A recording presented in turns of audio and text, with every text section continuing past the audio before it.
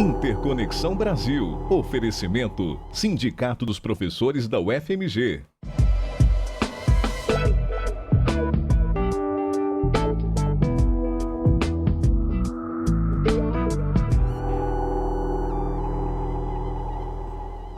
Bem-vindos a mais um programa. O tema de hoje é globalização e desindustrialização no Brasil. A globalização da economia é um fenômeno contraditório como processo e pelos seus resultados. Nos países orientais, a mundialização tem significado a inclusão econômica e social de milhares de pessoas. No Ocidente, tem representado um amplo processo de desindustrialização para países desenvolvidos e emergentes como o Brasil. Aqui, a desindustrialização é parte da crise econômica que o país vive. E a reindustrialização é também um fator fundamental para a retomada do nosso desenvolvimento.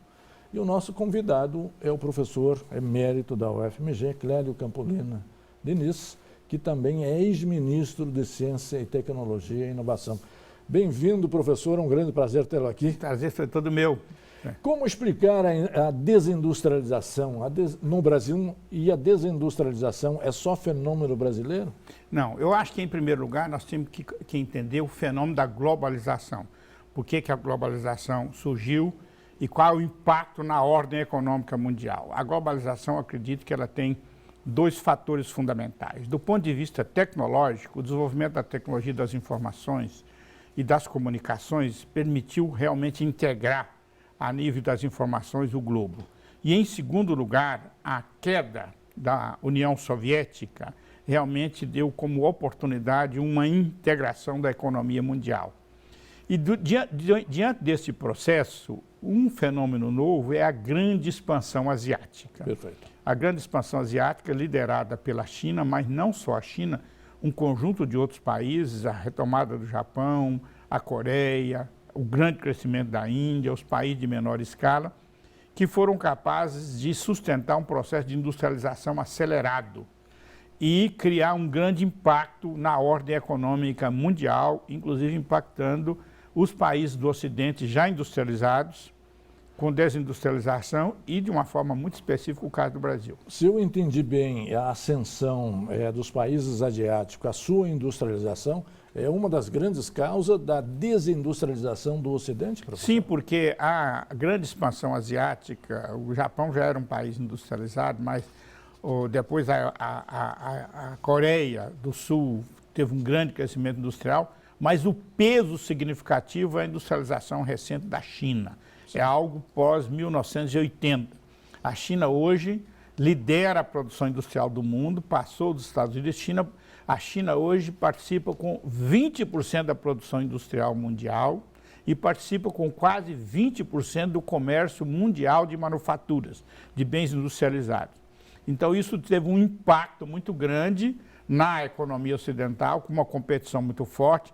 A China começou baseada em trabalho barato e, portanto, um custo de produção muito baixo, mas a China foi capaz de, junto com isso, ter um processo de modernização industrial, de desenvolvimento de ciência e tecnologia e de condicionante ao capital estrangeiro que lá investisse a internalizar o esforço de pesquisa e desenvolvimento. Então, a China está se transformando numa grande potência industrial e em indústrias modernas de fronteira tecnológica. Se nós somarmos todos os demais países, a produção industrial dos países asiáticos já corresponde a que percentual no âmbito internacional? Há 30 anos, a Ásia participava com 10% da produção industrial do mundo e a Ásia está participando com quase 40% da produção industrial do mundo, e mantido o ritmo de crescimento da China e agora da Índia, que está crescendo a 7% ao ano de forma sustentada há 20 anos.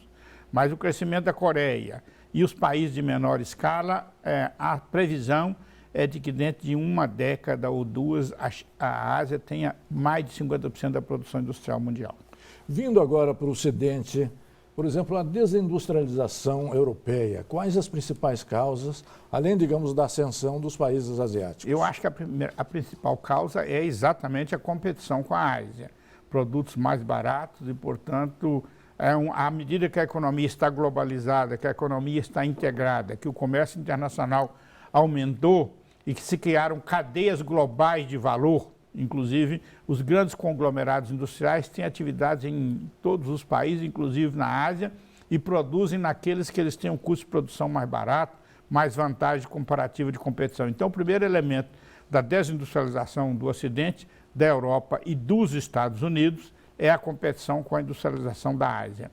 Em segundo lugar, à medida que a renda cresce, é normal que a indústria perca o peso relativo, porque você demanda mais serviços e menos bens de origem industrial. Mas, junto com isso, a crise econômica criou uma desorganização desses países do Ocidente. A crise europeia é profunda. A União Europeia, que foi um projeto com a ideia de um fortalecimento exatamente de um bloco econômico para enfrentar a competição americana e para enfrentar a competição asiática, a decisão de criar uma moeda única acabou se transformando numa decisão equivocada, porque os países têm condições diferenciadas. À medida que você tem uma moeda única, você não tem mais câmbio como forma de controlar o comércio internacional e não tem orçamento unificado também. E, portanto, você acabou gerando uma divergência interna entre os países europeus. No mínimo, hoje você pode falar em 4 Europas. Você tem a Inglaterra, que inclusive se desmembrou. Você tem a Europa do Norte, liderada pela Alemanha. Você tem a Europa do Sul, dos países menos desenvolvidos, Portugal, Espanha, a própria Grécia. E você tem a Europa do Leste, um conjunto de países que se desmembraram da extinta União Soviética e que incorporaram a União Europeia. Então, há muitas divergências internas e, portanto, estão perdendo capacidade de competição no mercado internacional. Perfeito. No segundo bloco, nós vamos explorar como a Europa e os Estados Unidos estão tentando superar esse processo de desindustrialização. Um instante só, voltaremos já. Interconexão Brasil. Oferecimento: Sindicato dos Professores da UFMG. Interconexão Brasil. Oferecimento: Sindicato dos Professores da UFMG. Bem-vindos de volta. Nós estamos trabalhando o tema globalização e desindustrialização no Brasil. Nós analisamos o processo de globalização, sobretudo de ascensão dos países asiáticos, o crescimento da industrialização da China e dos demais países, que é também a principal causa da desindustrialização dos países ocidentais, entre os quais o Brasil propriamente dito. Como é que os Estados Unidos e a União Europeia, que estratégia elas têm adotado para exatamente diminuir ou estancar ou superar esse processo de desindustrialização? Eu acho que o Ocidente acordou muito tarde para a ameaça chinesa. Havia a ideia de que a China era um produtor de bens de baixa qualidade tecnológica, baseado em mão de obra barata, etc. Quando o Ocidente acordou, ele também estava mergulhado em uma profunda crise. Há hoje o que a gente chama uma corrida científica e tecnológica para a modernização do setor industrial. Eu acho que os fenômenos de maior destaque são: o governo Obama lançou um amplo programa de modernização que chama hoje Manufatura dos Estados Unidos, em inglês Manufacturing USA, que é exatamente uma tentativa de articular o avanço científico e tecnológico com o sistema empresarial e com as políticas públicas. Esse programa foi lançado em 2011, já existem 14 grandes institutos funcionando. Inclusive, esse programa começou sendo administrado pelo presidente da Dow Chemical e pelo reitor do MIT no início. E uma coisa de destaque: nos Estados Unidos, a indústria militar sempre teve uma importância muito grande. Dos 14 institutos em funcionamento, 8 estão ligados ao que os americanos chamam de Departamento de Defesa e que eu, pejorativamente, chamo de Departamento de Ataque. Sim. Esse é o grande programa americano. Na Europa, houve várias tentativas pela própria União Europeia fazer um grande programa chamava a Fábrica do Futuro. Esse programa era muito caro, teve dificuldade de financiamento, de articulação entre a Europa, mas os países da Europa, de maneira individual, estão tentando fazer programas de recuperação da sua capacidade. A Alemanha é o país europeu com a indústria mais forte, mais poderosa. Está agora o programa chamado Indústria 4.0, que é uma tentativa de pegar todo o avanço da tecnologia da informação e das comunicações e a chamada indústria digital. Significa tudo automatizado, tudo robotizado. Isso caminha, inclusive, no campo da inteligência artificial. É a ideia da fábrica moderna, da fábrica de alta produtividade, sofisticada, com baixa demanda de trabalho, inclusive com demanda de trabalho altamente qualificada. E os demais países europeus de menor escala, mas mais industrializados, é o caso da Áustria, o caso da Bélgica, da Holanda, da Dinamarca, etc., estão também nesta corrida de modernização tecnológica. A França passou por um período de grande crise econômica e política. Eu costumava, inclusive, dizer que a França estava se aproximando da lógica dos países do Mediterrâneo, mas agora, inclusive, há um fenômeno novo, que é a descrença francesa levou, inclusive, a eleição do novo presidente, que é o chamado não político, que é o Macron, e a partir daí há uma esperança de uma recuperação francesa, inclusive porque a França também tem ciência, a França tem base empresarial. E a Inglaterra resolveu se descolar, o Brexit Act, se descolar da União Europeia como forma de tentar recuperar a sua capacidade industrial. Mas a Inglaterra, a Inglaterra que foi o centro da indústria moderna no mundo, a Revolução Industrial do século XVIII, a Inglaterra, desde a década de 80, a Inglaterra começou a ter déficit na sua balança comercial de manufaturas. E, portanto, a indústria inglesa está também em situação muito difícil e eles têm também um programa muito forte hoje, chama Catapultas, ou seja, como é que dá o salto do ponto de vista industrial. Tudo isso tentando ver que a indústria moderna é uma indústria muito intensiva em conhecimento e, portanto, todos os programas procuram articular o avanço da ciência com a tecnologia para a inovação produtiva, com as políticas públicas e com o sistema empresarial. Estamos no meio da quarta revolução industrial, não é isso, professor? Sim. Toda a interpretação é que nós estamos numa nova revolução industrial. Todos os documentos, os órgãos institucionais, a UNIDO, que é o órgão das Nações Unidas que cuida da indústria, a OECD, que é o órgão da gestão dos grandes países industrializados, tá certo? Todos eles, os últimos relatórios mostram que o caminho da sobrevivência é a modernização tecnológica. Agora, isso, inclusive, nos causa uma grande preocupação, porque nada contra a modernização, contra a eficiência, mas, no meu entendimento como cidadão, a ciência e a tecnologia precisam estar ao serviço da humanidade, e não a humanidade ao serviço da ciência e da tecnologia, porque ninguém consegue prever as consequências dessa velocidade das transformações tecnológicas e qual o impacto disso para a sociedade e também para o meio ambiente. Claro. Especialmente no campo da biologia, da genética, sim, mas também no meio ambiente no sentido mais amplo, não é isso, professor? Os avanços tecnológicos hoje estão levando a uma aproximação das várias áreas que aqui a gente identificava como áreas científicas independentes, a física, da biologia, da química, da geologia, todos estão trabalhando junto, porque muitos dos fenômenos da modernização tecnológica são entendidos como fenômenos multidisciplinares ou até transdisciplinares. Então você vê os vários campos científicos trabalhando de forma agregada, de forma conjunta, exatamente no sentido de construir novos paradigmas científicos e tecnológicos. Essa quarta revolução industrial é entendida como disruptiva. Disruptiva porque ela rompe com toda uma evolução lógica e cria um novo. Por exemplo, a chamada, na indústria digital, a chamada manufatura avançada, você não mais produz uma peça, você faz isso por deposição de partículas. Como é? A 3D? A 3D. É a chamada impressão em 3D. Em vez de você estar lá fabricando uma peça, você vai lá com tudo automatizado e vai, através de pequenas partículas, você vai formatando uma peça. Perfeito. Seria como fazer um automóvel sem ter uma chapa antes, sem ter nada disso. Você vai configurando todas aquelas e os materiais, de uma forma já todo muito em pequenas partículas, vão chegando e compondo aquilo que chama impressão em 3D, em 3 dimensões.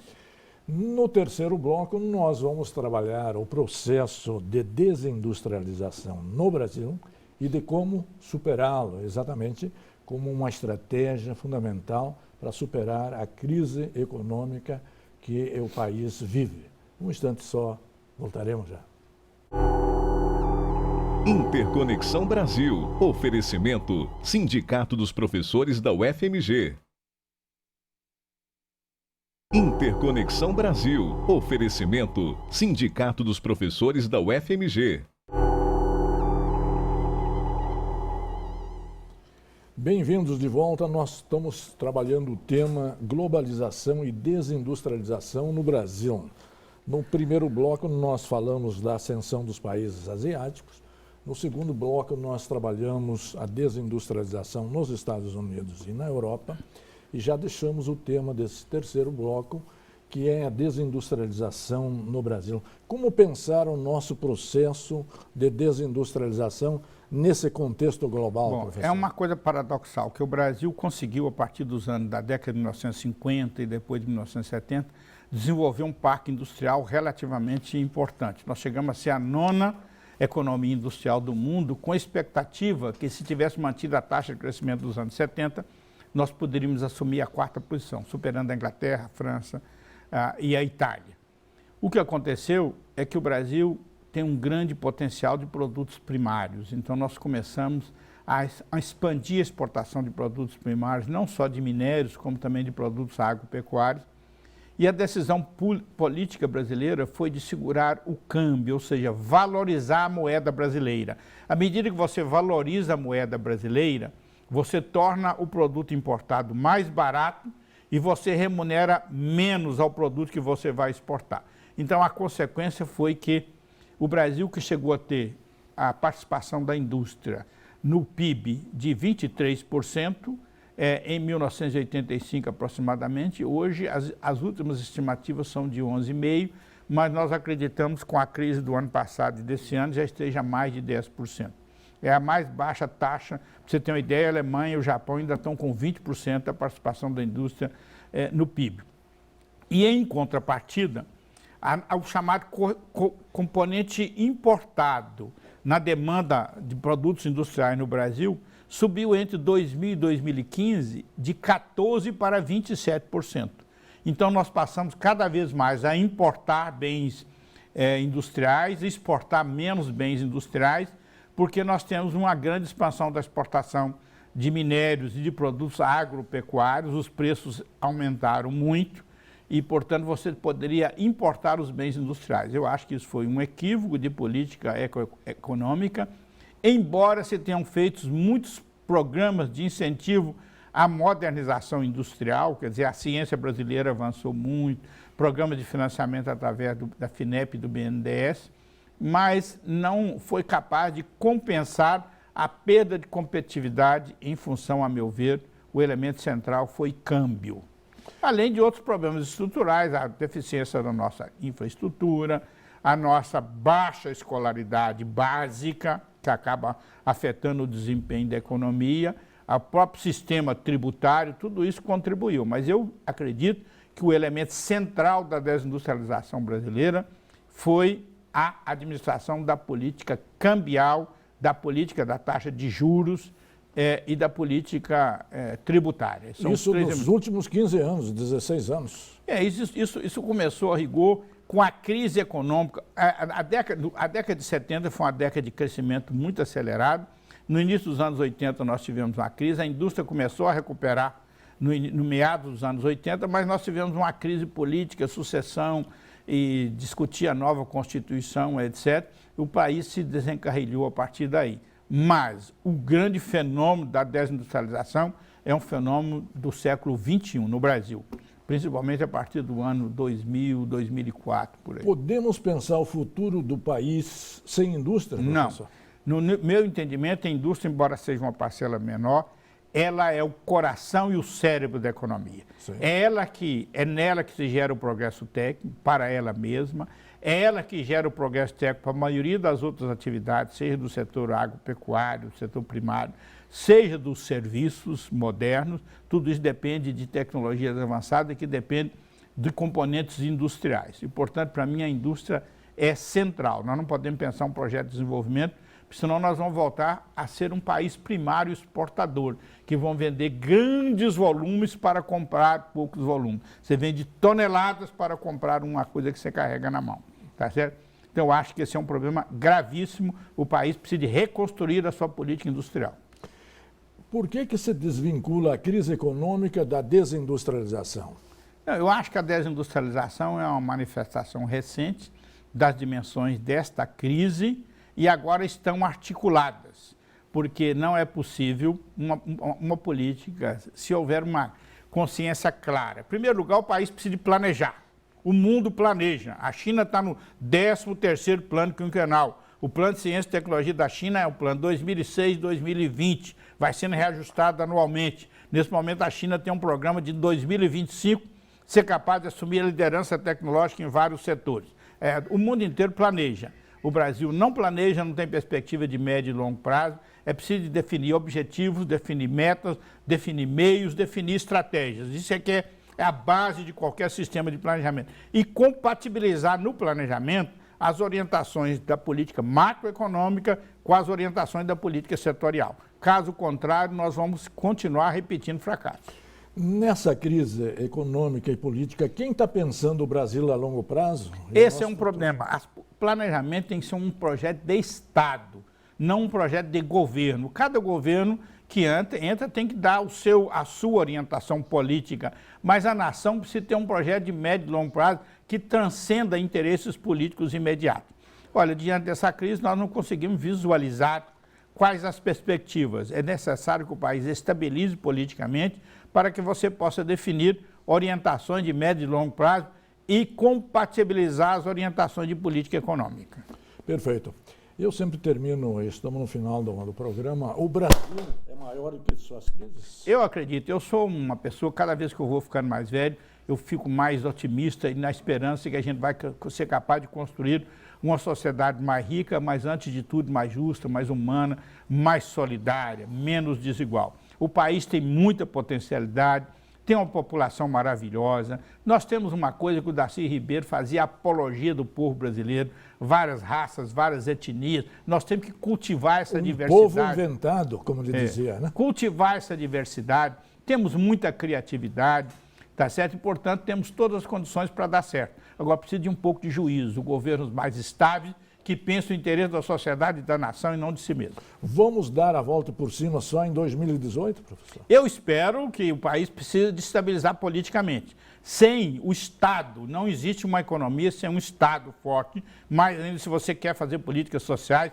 precisa ter um Estado cada vez mais forte. Eu sou totalmente contrário às pessoas que acham que a solução é retirar o Estado. Nós temos que reorientar o Estado. Não é possível educação de qualidade sem um Estado forte, não é possível saúde de qualidade sem um Estado forte, não é possível equacionar os problemas dessa dramática situação urbana sem um Estado forte e interventor. Então temos que ter... E os países desenvolvidos modernos têm um Estado forte. Vai ver lá nos países escandinavos qual é o peso do Estado. O peso do Estado é maior do que o do Brasil, mas é exatamente para prover serviços públicos. O Brasil tem um problema grave. A distribuição de renda do Brasil é uma das piores do mundo. Você está entendendo? Então, algo tem que ser feito para alterar esse padrão de distribuição de renda. Caso contrário, você vai continuar construindo uma sociedade segmentada, estigmatizada, marginalizada. Pega as grandes metrópoles brasileiras hoje. Você tem uma área de elite que vive nos melhores padrões do mundo e uma periferia cada vez mais excluída. Professor, queria agradecer muito sua presença. Trouxemos a você, telespectador, uma reflexão do mundo, da globalização, da desindustrialização e dos desafios para nós retomarmos o desenvolvimento e gerarmos perspectivas de crescimento, sobretudo para as novas gerações. E a você, telespectador, que sempre nos acompanha e nos prestigia, muito obrigado pela sua audiência e até a semana que vem.